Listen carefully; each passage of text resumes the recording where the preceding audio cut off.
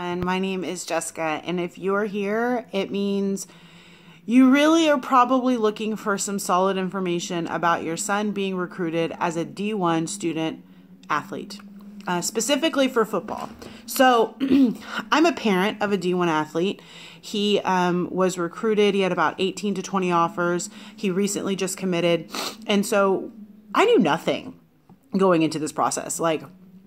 I was just like, what the heck? I had no idea that this was so political. I had no idea that it was really one of those things that you can really get taken advantage of real quick.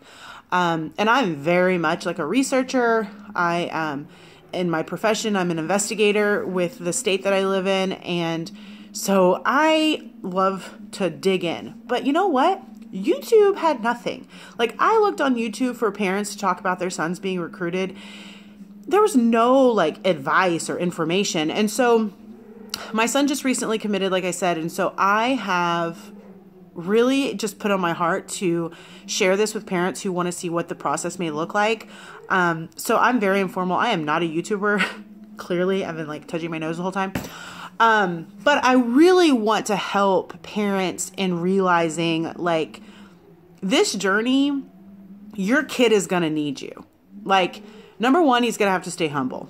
Number two, he's going to have to deal with rejection and more than you would expect. And then number three, there's going to be a lot of coaches that try to manipulate. There's going to be a lot of recruiters that try to manipulate and a lot of trainers that try to manipulate.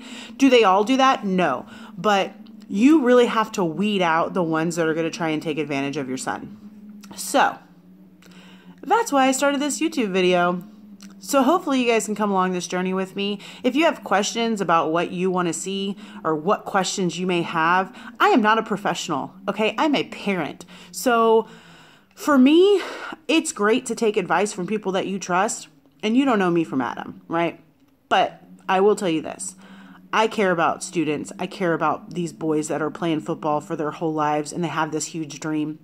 I will say the first bit of advice, if your son is in middle school, I would recommend you can go get him a whiteboard, or you can go to Home Depot, get him what they call shower board, have them cut it like the size of a whiteboard, which is way cheaper, by the way. Get you some command strips and put it on his wall. And then tell him, what do you want to do? What do you want to do? What are your dreams? What are your goals? And have him write them down. Our son had them written down by 12 years old.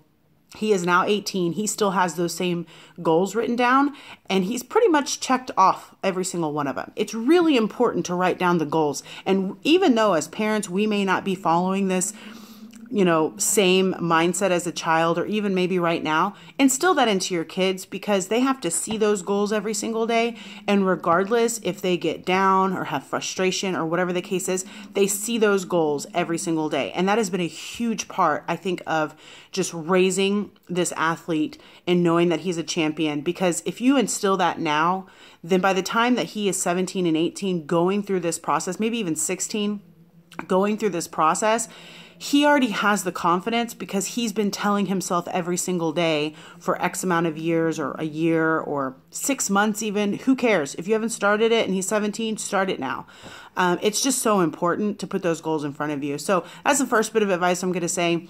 Just building that confidence up in your son, because he is going to have a lot of people who give him a lot of hype, but he's going to have a lot of people give him a lot of rejection. And so building that in right now is going to be a huge part of it. But that's just the tip of the iceberg, guys.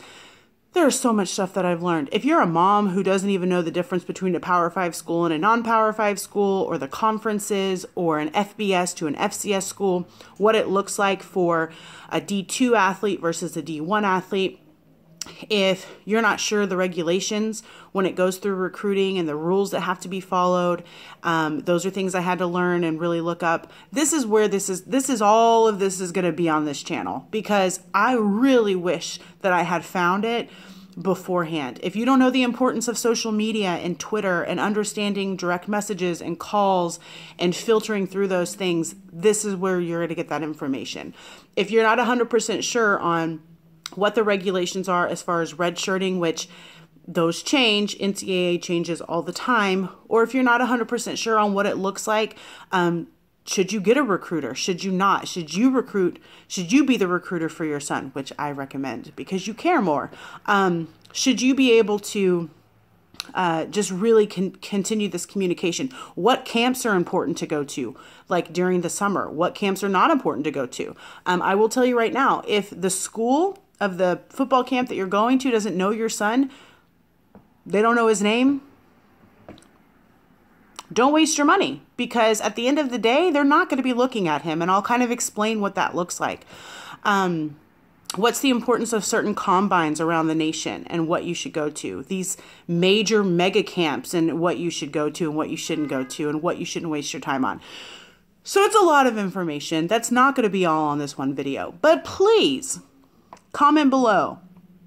Ask me all the questions. I am not a professional, but I am a parent that I care a lot about my son, but I care a lot about your son because they're all in the same boat. These are all young men that are living out a dream that they've wanted to play, D1 football. And I am not an expert, but somehow what we did worked. And the process that we went about it worked. And so I want to share that with parents to give you encouragement. I want to share that with you to continue to allow you to keep your faith and just know that at the end of the day, you're the person in your son's corner. You're the one who's going to have his back. And no matter what these coaches say, no matter what his high school coaches say, no matter what high school football team he's on, at the end of the day, you are the one who's going to be supporting him in the most unselfish way. So, yeah. Hope you guys enjoy this ride. I'm going to share all the things I've learned. If you have questions, please comment below. Feel free to subscribe and like this video. And let's get started to get your son to get a full ride scholarship to a D1 football team.